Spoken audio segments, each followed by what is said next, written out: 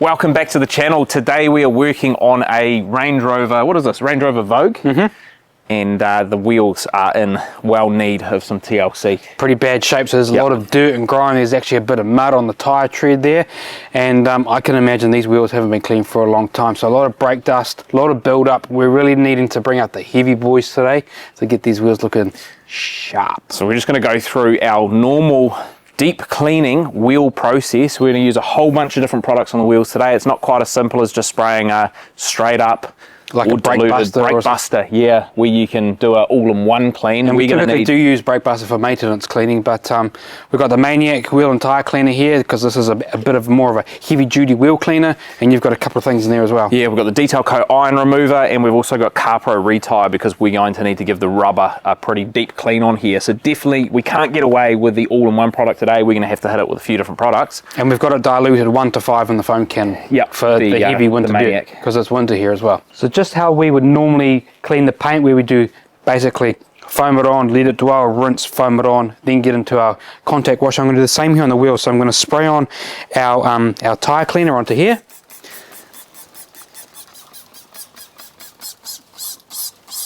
So let that dwell for a bit.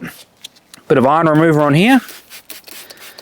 So this is like the foam rinse foam process, and when you've got really heavily caked on wheels, it does pay to do this because spraying that undiluted chemical on there will allow it to have some pretty good dwell time and allow it to start breaking down some of the dirt versus diluting it with water if you do rinse first.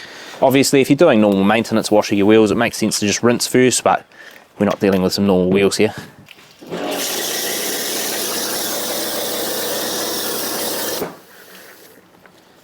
Now this Maniac wheel cleaner is a little bit less clingy, especially in that dilution we got made up, the 5:1. It's a bit runnier, so it doesn't necessarily cling onto the wheel hard, but you can see the initial runoff here. Immediately, we're getting dirt, we're getting grime. You can see it dropping on the driveway here. So we'll just let that dwell, let it eat away, then we'll come in with our rinse, we'll re-foam, and then we'll start into the agitation. So you can see the iron removal removing properties of the chemical working away. Look at this runoff we've got coming down the driveway here. And we're just letting that chemical do its work without agitation so far. A lot of dirt and grime. If you are going to let this dwell, make sure that you're in the optimal conditions. You know, make sure it's not hot, make sure it's not in direct sunlight, and make sure that the chemicals don't dry onto the surface. So we're watching this. It hasn't quite dried yet, but we're getting close. Just before it starts to dry on the surface is the time at which you are going to rinse the product off. And we're not working in a hot environment today. In fact, right now it is 9 degrees Celsius, so it's pretty cold out here.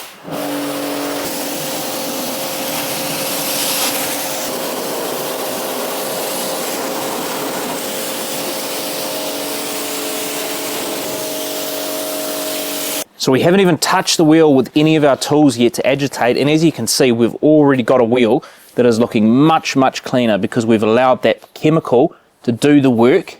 Now we can move into another foam stage. We're going to retreat the tyres as well, and this is when we can get out our tyre brush and start to agitate this. And especially when you're working on a finish of wheel like this, right? We've got the gloss black wheel. If you have these in immaculate condition, you want to be really careful around how much you agitate them, much like the paint on your car. So the less you can touch, the better the result you're going to get and the less chance you have on inflicting scratches.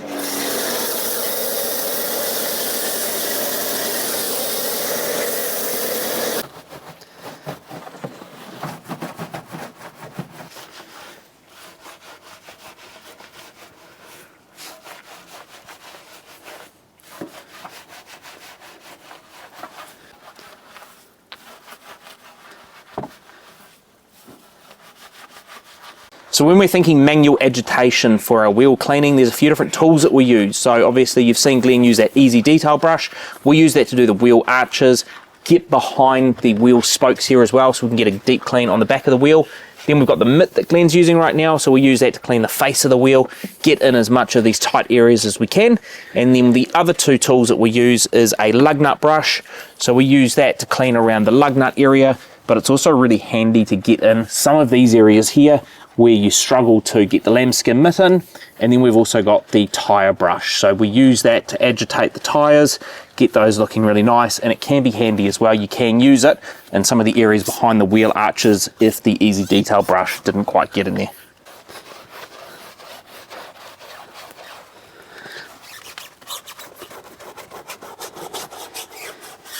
And if you've watched Omni Garage videos before on some of the tyre and wheel cleaning that we've done, you'll notice that we're actually not getting a huge amount of browning here. Now this is partly due to the pre-treating that we did. That would have got a lot of that initial browning off the tyre. We are getting some residual now. We're hitting it for basically the second time on the tyres, but definitely not as pronounced as if you spray this straight up and you start scrubbing immediately.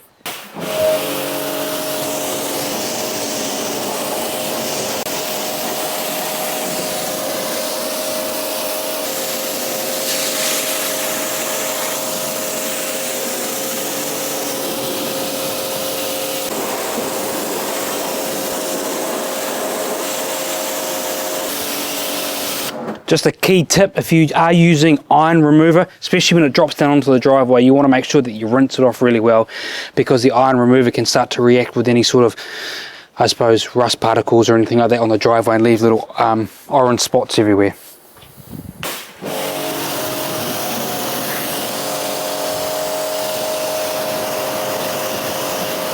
So one of the last sort of steps that you would do when you're cleaning up your wheels is to put a nice tyre dressing on. So here we've got Detail Co. dressing, Guardian. This is a really stout tyre dressing.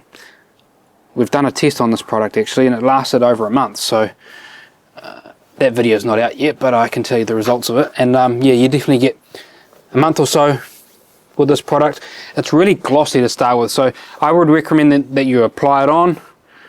You let it sit in there, soak into the rubber on the tyre, and you know, if you're in a position where you can let this sit overnight, even better.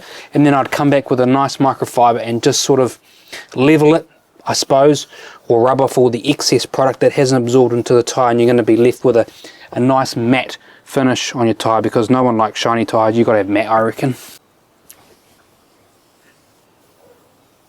So for the purpose of the video, and so you guys can see the finish of the tyre dressing, I want to rub this off now.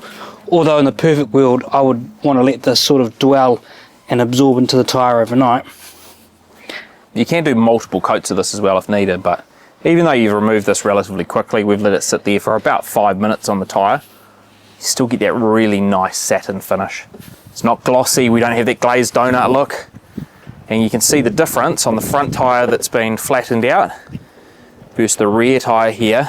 If you left this, if you were after that really glossy look, I mean, you're going to get it from this, but you're also going to get a bit of sling, you know, you can see this sort of still on there, so I would just knock that back a bit.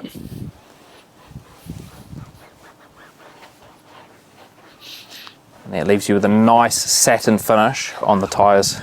So that basically wraps up how Omni Garage would clean a really dirty wheel. That's the process that we'd go through to make sure that we get it as nice and clean as possible, so that then we can then come along, dry it, and top it off with a nice tyre dressing. That's it for Omni Garage. Thank you for watching, and stay tuned for more content. See you later.